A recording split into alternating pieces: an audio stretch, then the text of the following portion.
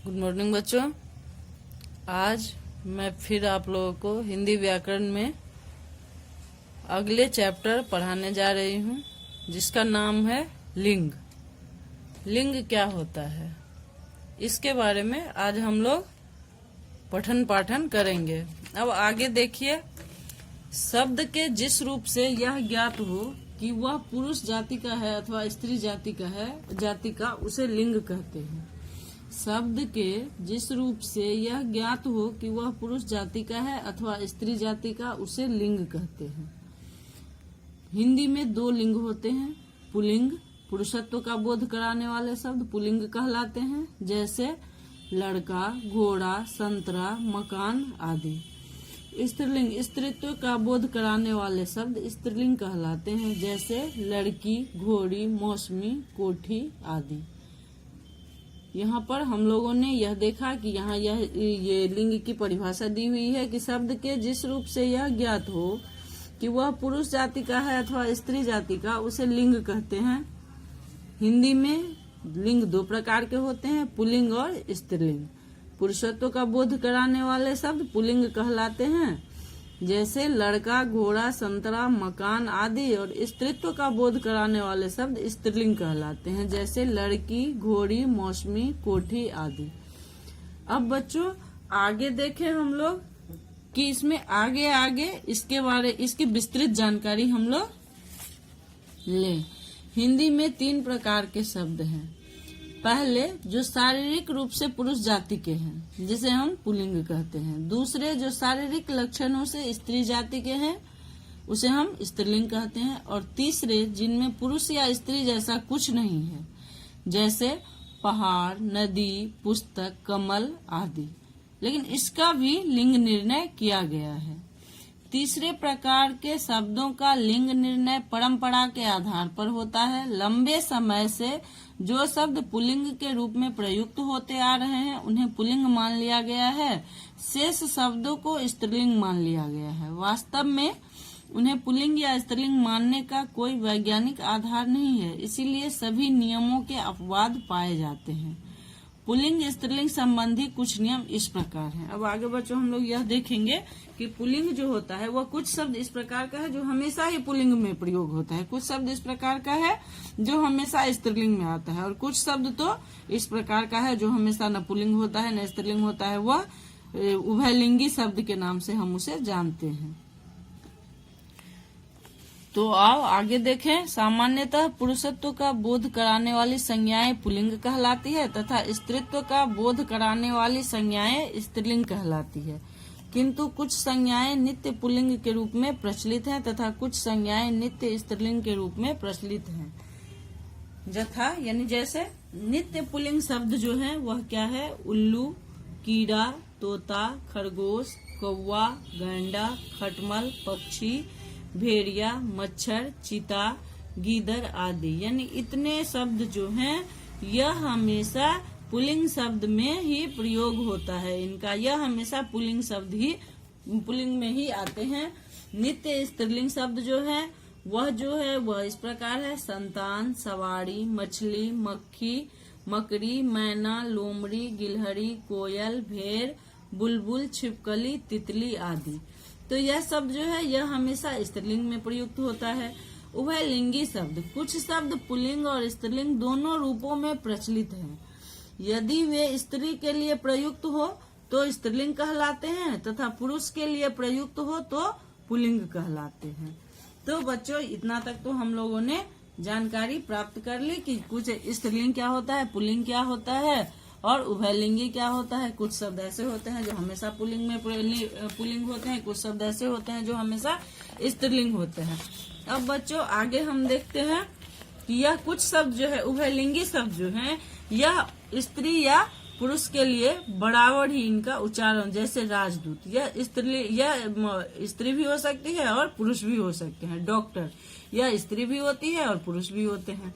मंत्री स्त्री भी होती है और पुरुष भी होते हैं। प्रधानमंत्री स्त्री भी होती है और पुरुष भी होते हैं। राष्ट्रपति स्त्री भी होती है और पुरुष भी होते हैं। जैसे हमारे देश के प्रधानमंत्री अभी तक इंदिरा गांधी हुई थी तो वो स्त्री थी, लेकिन वह क्या थी, वह इसमें लिंग में जो कहता है कि प्रधानमंत्री दोनों के लिए आता है, तो यह उभयलिंगी में आता है। राष्ट्रपति, अभी तक हमारे देश में एक ही महिला राष्ट्रपति हुई है, डॉक्टर प्रतिभा देवी पाटिल सिंह। अध्यक्ष जो होता है यह दोनों के लिए प्रयोग किया जाता है, स्त्री के लिए भी और पुरुष के लिए भी। मैनेजर जो होता है यह दोनों के लिए प्रयोग किया जाता है, स्त्री के लिए भी पुरुष के लिए भी। प्रोफेसर दोनों के लिए होता है। सचिव दोनों के लिए प्रयोग किया जाता है, स्त्रीलिंग और पुल्लिंग दोनों में किया जाता है। सभापति स्त्रीलिंग और पुल्लिंग दोनों में किया जाता है।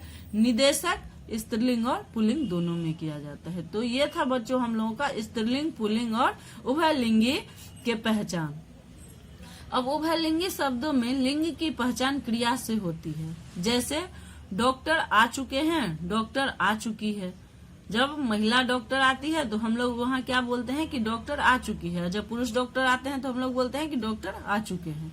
आजकल महिला अध्यक्ष के लिए अध्यक्षा शब्द का प्रयोग होने लगा है। सामान्यतः महिला के लिए डॉक्टर महोदया, प्रधानमंत्री महोदया शब्द मान्य है। अब देखें हम लोग अप्राणीवाचक संज्ञाओं का लिंग निर्णय, कि ये अप्राणीवाचक संज्ञा जो होता है इसका लिंग निर्णय किस प्रकार होता है। जैसे अप्राणीवाचक शब्दों के लिंग का पहचान उनके साथ क्रिया या विशेषण लगाने से होती है। यहाँ पर ये ध्यान देने योग्य बातें हैं कि अप्राणीवाचक यानी जो स्त्री या पुरुष नहीं है, जिसमें जीव नहीं है, अप्राणीवाचक संज्ञा शब्दों के लिंग की पहचान उनके साथ क्रिया या विशेषण लगाने से होती है। जैसे पुस्तक, पुस्तक फट गई। अब पुस्तक क्या है, पुस्तक एक वस्तु है, और पुस्तक अगर हम कहें तो क्रिया से इसकी पहचान हुई कि पुस्तक फट गई, और पुस्तक किस संज्ञा के अंतर्गत आएगा, पुस्तक जातिवाचक संज्ञा के अंतर्गत आएगा। तो यह क्रिया से इसकी पहचान हुई कि पुस्तक फट गई, पुस्तक नई है।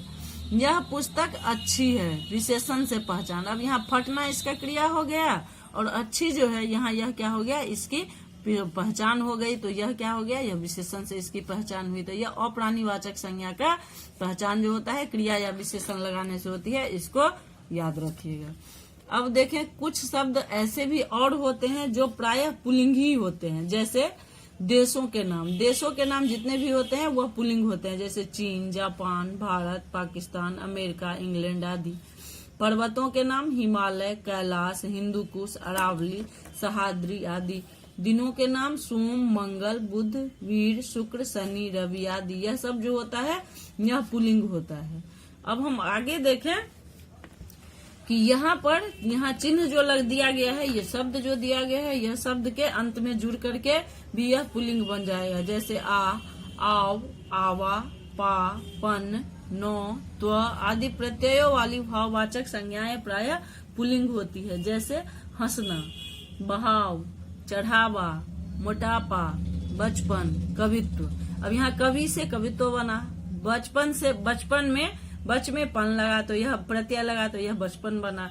आपा, इसमें मोटा था और इसमें आपा शब्द जुड़ा, यहाँ आ, ये मोटा का जो हिज्जे है ये उसी में आ जाता है, और पा है तो यह क्या हो गया, यहाँ पा लगा करके यह क्या बना, यह एक शब्द बना, तो यह क्या हो गया, यह पुल्लिंग हो गया। चढ़ावा, आवा शब्द लगा यहाँ, बहाव, आव शब्द लगा यहाँ, हंसना, आ शब्द लगा यहाँ। प्रायः मोटी, भद्दी, बेडौल और भारी भरकम वस्तुएं पुल्लिंग रूप में जानी जाती है। जैसे लक्कर, गट्ठर, रस्सा, गड्ढा आदि। तो यह था, यह प्रायः ही पुल्लिंग में ही प्रयोग होते हैं। इनका वाक्य भी बनेगा तो यह पुल्लिंग में ही आएंगे। स्त्रीलिंग, भाषाओं के नाम प्रायः स्त्रीलिंग होते हैं। जैसे मराठी, गुजराती, मद्रासी, हिंदी, अंग्रेजी, कश्मीरी, असमिया आदि। लिपियों के नाम देवनागरी, रोमन, ब्राह्मी, शारदा आदि। हम लोग ये लिपि पढ़े थे, भाषा के अंतर्गत हम लोगों ने पढ़ा था कि भाषा की अपनी अपनी लिपि होती है।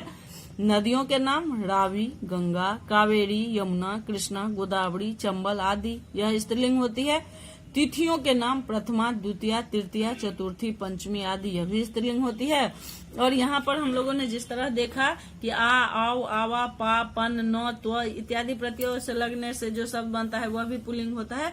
और इसी प्रकार हम देख रहे हैं कि आई, ती, ता, नो, आवट, आहट इत्यादि वाली भाववाचक संज्ञाएं प्रायः स्त्रीलिंग होती है। जैसे चिकनाई, कृति, महानता, जलन, लिखावट, चिकनाहट। तो यह जो था हम लोगों का, यह था स्त्रीलिंग। और बच्चों बहुत सारे शब्द ऐसे होते हैं जो पुल्लिंग में होते हैं और बहुत सारे शब्द ऐसे होते हैं जो स्त्रीलिंग में होते हैं।